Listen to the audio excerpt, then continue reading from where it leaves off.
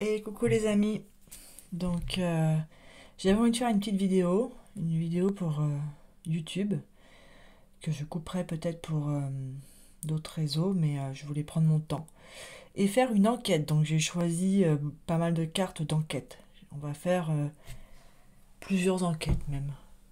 Je mets un peu de bois de santal pour purifier les énergies, même ça n'a pas réellement besoin, hein. L'intention suffit à purifier. Voilà. Je le mets sur le côté. J'ai mon petit caillou en forme de cœur aussi. Et ça m'a rendu donner les mains dégueulasses. Bon, alors, on va faire des enquêtes. On va faire des enquêtes sur plusieurs sujets. Mais je vais les couper, hein. Ok. J'ai plusieurs idées. J'ai tout de suite lancé la vidéo. On va parler de la solitude des personnes en chemin d'éveil, hypersensibles, au potentiel, starseed. On va parler de la solitude de ces gens-là, dont je fais partie. Ce chemin d'éveil qui est un... Vous avez vu le non, c'est super, franchement c'est canon, je regrette pas, de toute façon j'ai pas tellement eu le choix, t'as été invité, mais c'est difficile. C'est un chemin quand même, ouais. Ah, il y a une autre enquête que je voulais faire, c'est pourquoi tant de souffrance pour avancer? Pourquoi il faut souffrir pour grandir? Et là on m'envoie l'image de la femme qui accouche. Et pourquoi... Et ça fait mal.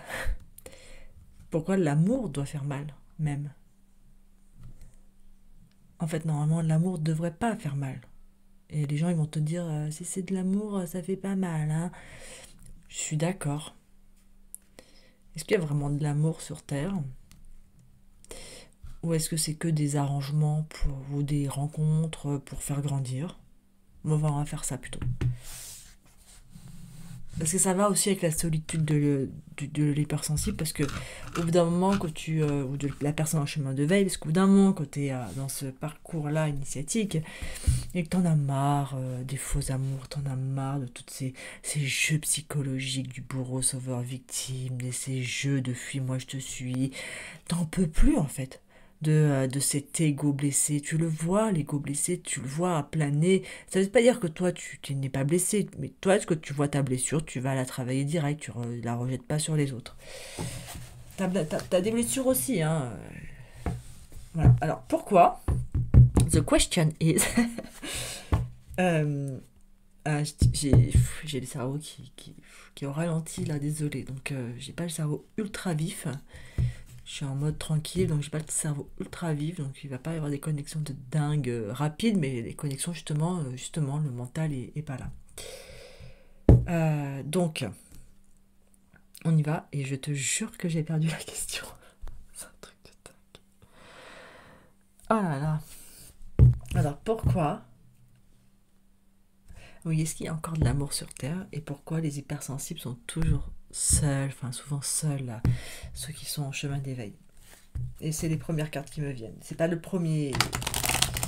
Pas celle-là que j'aurais pensé, mais... est-ce qu'on va réussir à... Il n'y a pas d'amour en fait sur cette planète et on sait même pas le reconnaître. Et vu qu'on a eu des carences affectives depuis notre enfance, on sait même pas voir qu'il n'y a pas d'amour sur Terre. T'imagines ou pas? Je vais aller les chercher, hein. On va pas les faire trop sauter. Je les mélange juste un petit peu. Ah, j'ai une douleur qui me vient du côté du cerveau arrière gauche. Une, pas une douleur, une gêne, on va dire.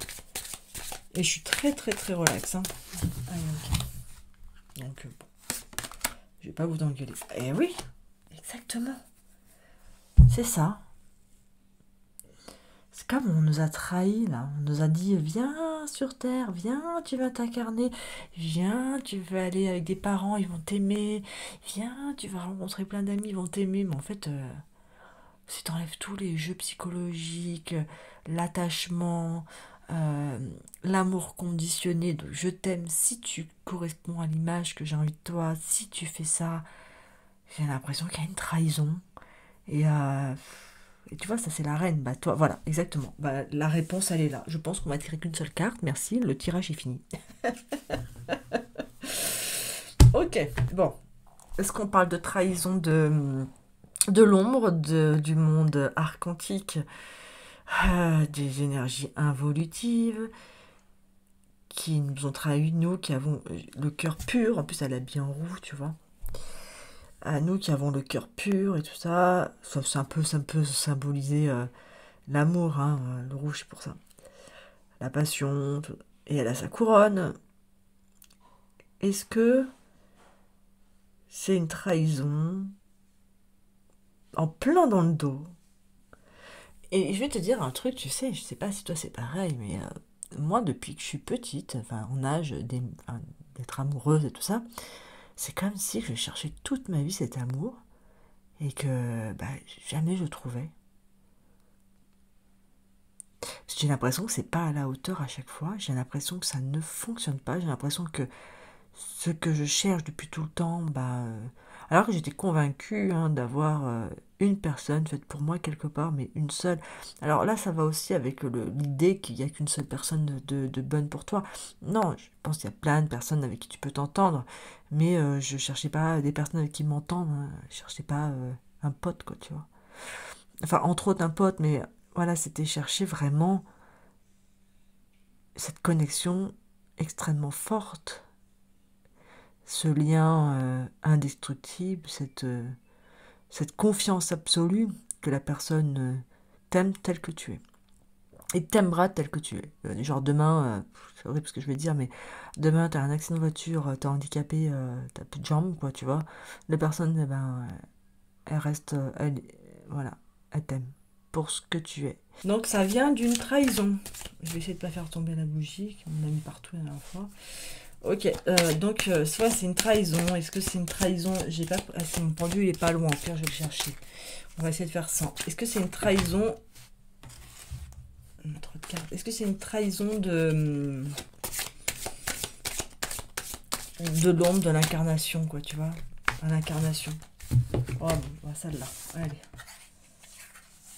Le travail, le renard, l'instabilité. Ça crée beaucoup d'instabilité. Ça crée beaucoup d'instabilité, cette recherche d'amour, cette recherche d'amour absolu que, que tu cherches, voilà, que tu trouves jamais. En tout cas, que tu penses l'avoir trouvé, bah, il y a des blocages. Et en fait, ça fait travailler. Donc en fait, c'est une espèce de trahison pour travailler. C'est viens, viens, venez vous incarner, mes petites âmes, venez, vous allez trouver l'amour, venez, venez, vous allez rencontrer, peu importe, tu l'appelles comme tu veux, ton âme sœur, la personne idéale pour toi. Et en fait, bah, on t'a trahi, et on t'envoie charbonner. Oh, putain. On t'envoie charbonner dans la matrice, hein. Dans ce plan, ouais.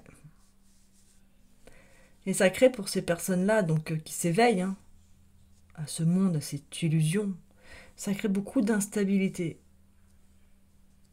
Ouais, tu marches sur un fil. Là. Et là, tu as vu, je parlais tout à l'heure émotionnel, tout ça, bah là, on parle physique, émotionnel et intellectuel. Je vois encore bien. Hein. Ouais, ça crée beaucoup d'instabilité et en fait, on te trahit pour que tu ailles bosser sur toi. On va aller chercher pourquoi.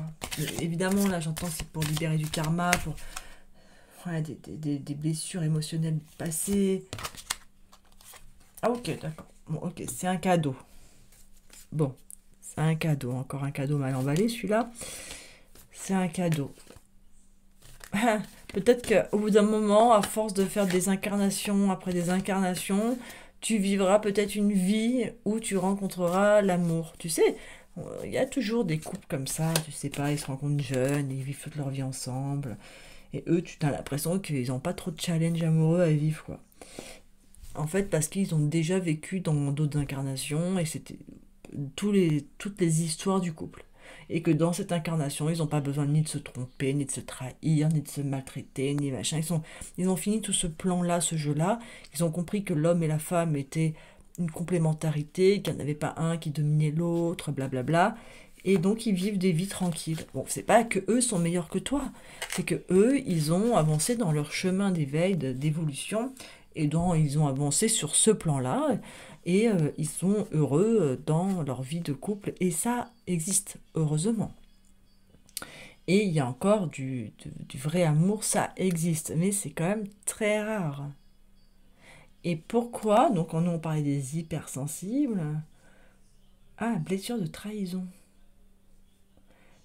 Ok, ça fait travailler la blessure de trahison chez les personnes hypersensibles. D'accord, ok.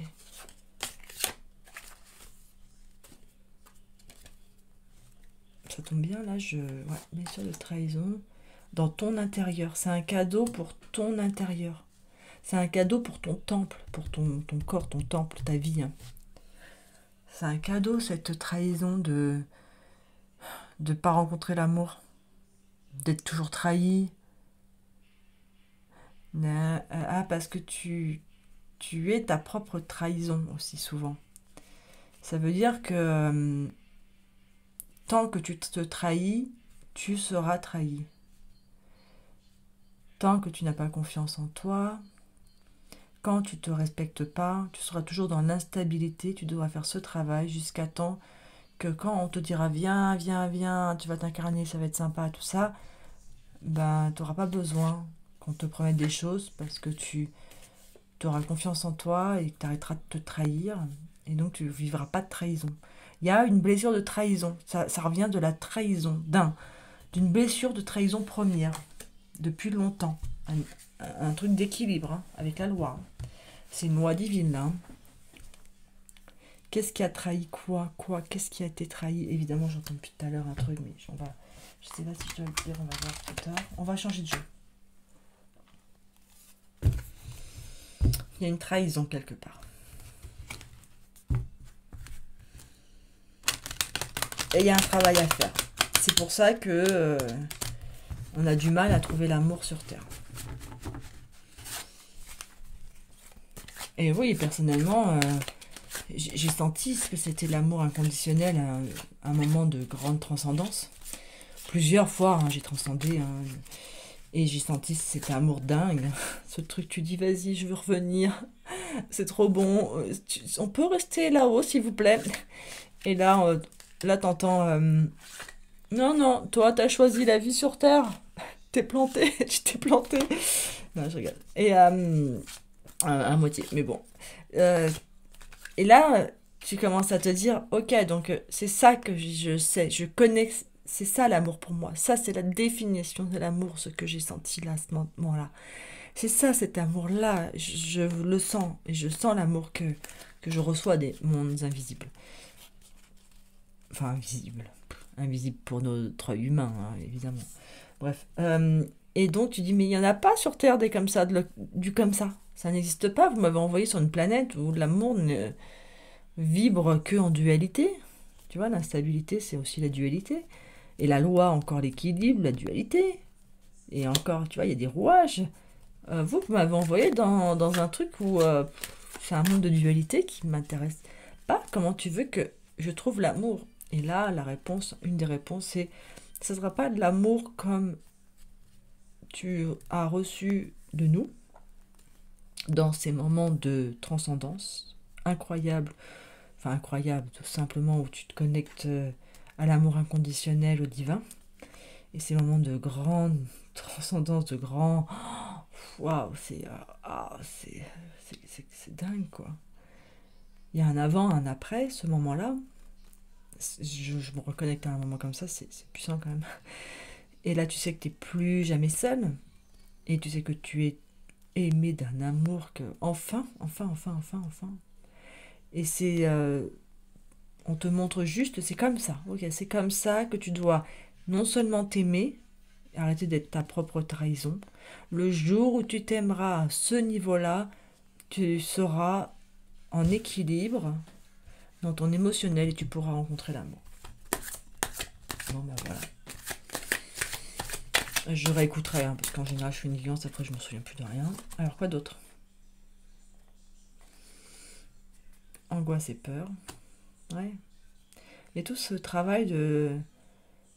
Ah, c'est toutes tes angoisses, tes peurs qui te font rentrer dans des relations avec ton passé, avec l'exemple du couple parental,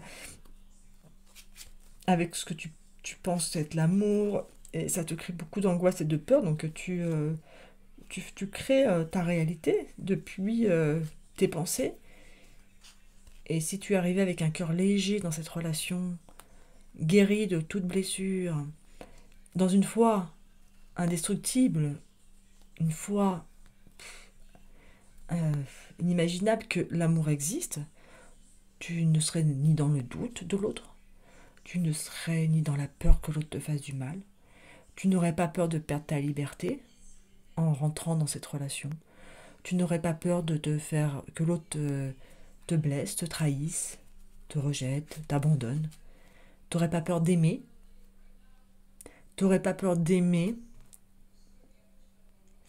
tellement fort.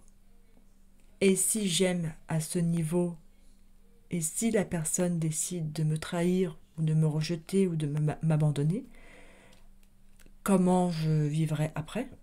Tu vois un peu tout ça? Donc ça vient de... Oui, l'amour existe sur Terre. Merci, bon, ça me rassure. Ok. Ok.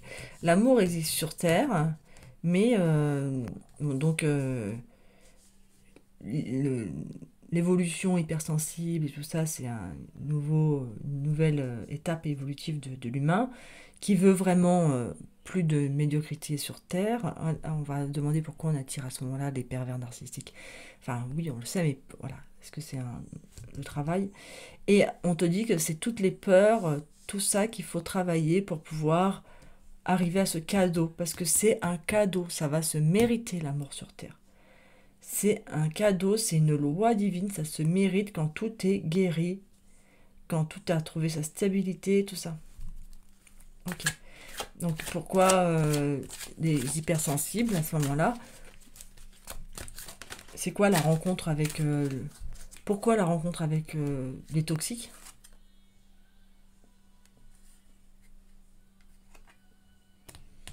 Ah, ça, c'est les toxiques. Avec le 2, le couple. Les rancunes. Est-ce que c'est pour apprendre à se libérer des rancunes et justement arrêter d'avoir des peurs, des angoisses et agir toujours comme un enfant, le cœur libre, c'est-à-dire ah tu m'as fait mal, mais arrêter de cristalliser des vérités qui n'en sont pas, arrêter d'intégrer, de mettre en programmation intérieure dans ton inconscient, l'amour fait mal, les hommes ou les femmes, ça va pas, blablabla, tout.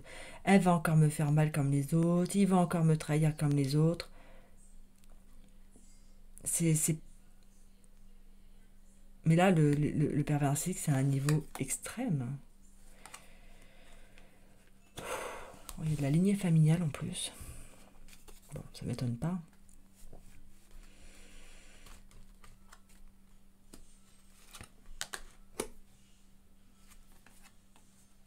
Évidence.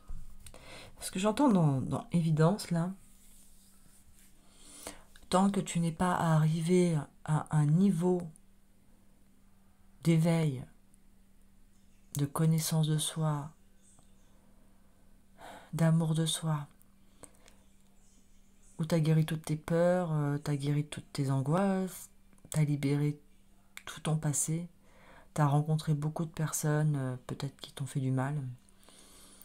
Et tant que tu n'as pas guéri ça, tu ne verras pas, quand tu rencontres quelqu'un, que ça peut être une évidence avec cette personne, que ça, tu verras pas tout ça.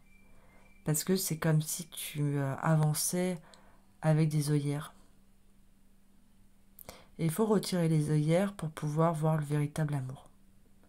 Et l'hypersensible est la première génération, enfin, prototype d'humain qui cherche le véritable amour. Une autre définition de l'amour depuis la source. Une autre définition de l'amour depuis celle qu'on emploie depuis des centaines d'années, hein, où c'était pas de l'amour, hein, c'était plus du business, hein, des contrats pour éviter des guerres, des territoires. C'était plutôt dans le système patriarcal très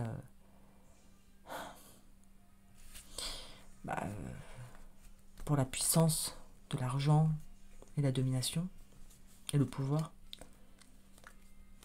Et donc les personnes hypersensibles, si elles font le travail, elles peuvent être une première génération à goûter à l'amour qui n'est pas conditionné par la peur de l'insécurité, donc tout ce qui est lié à l'argent, tout ça. Et tous ces schémas de fuis-moi, je te suis, jeu psychologique et tout ça.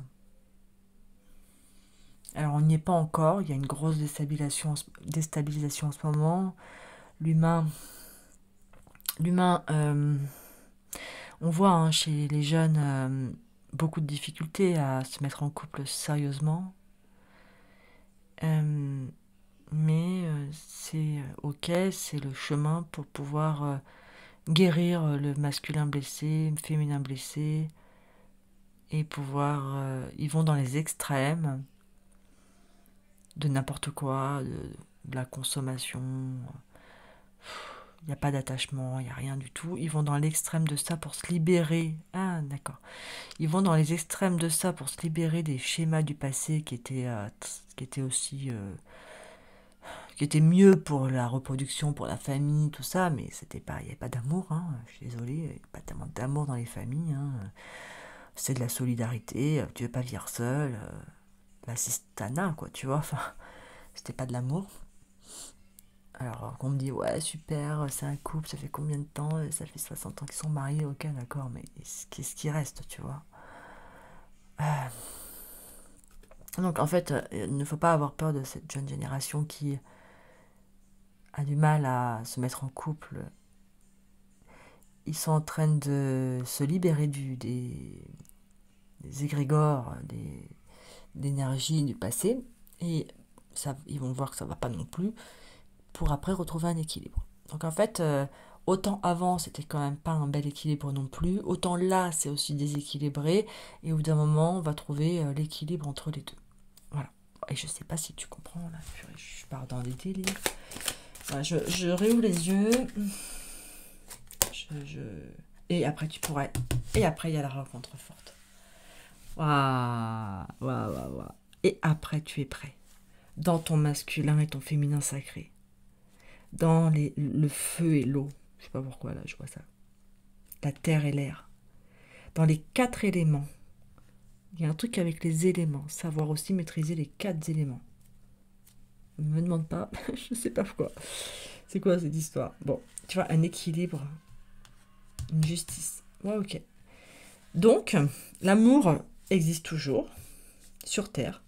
Il y a des gros bouleversements en ce moment pour détruire l'ancienne construction de la matrice et pour en recréer une autre, donc peut-être pour encore 1 ou 2 générations, que ça va détruire pour reconstruire. Simplement, bon, évidemment, on a été trahi à l'incarnation, hein, mais bon, c'est un cadeau, il faut faire le job hein, de guérison des peurs pour pouvoir retrouver cette stabilité et vivre, rencontrer, et une fois que tout est guéri, on voit l'autre comme une évidence, et à ce moment-là, on peut avoir une rencontre forte. C'est possible.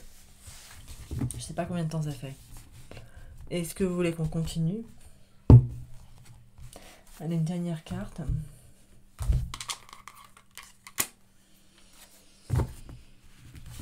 Une dernière carte par rapport à ça. Où en est l'humanité? Non, je vais... attends. Où en est l'humanité par rapport à ça?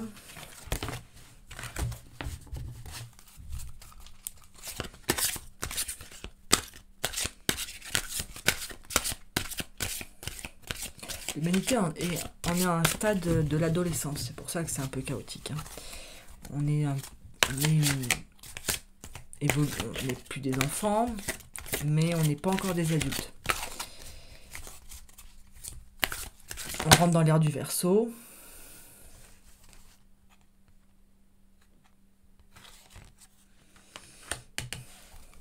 L'action.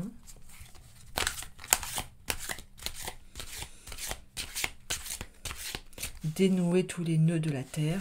Dénouer tous les nœuds de la terre. Tout ne tient, toute la construction qui a été faite sur cette terre, sur ces anciens schémas, ne tiennent qu'à un fil aujourd'hui. Vous pouvez dénouer tous les nœuds de la terre en passant à l'action et en décidant que c'est possible d'avoir une rencontre forte, en libérant les lignées familiales. On avait aussi ça, les lignées familiales, c'est dénouer le nœud de la terre. Ouais, là c'est très fort ça. Faire ce travail, et c'est la logique.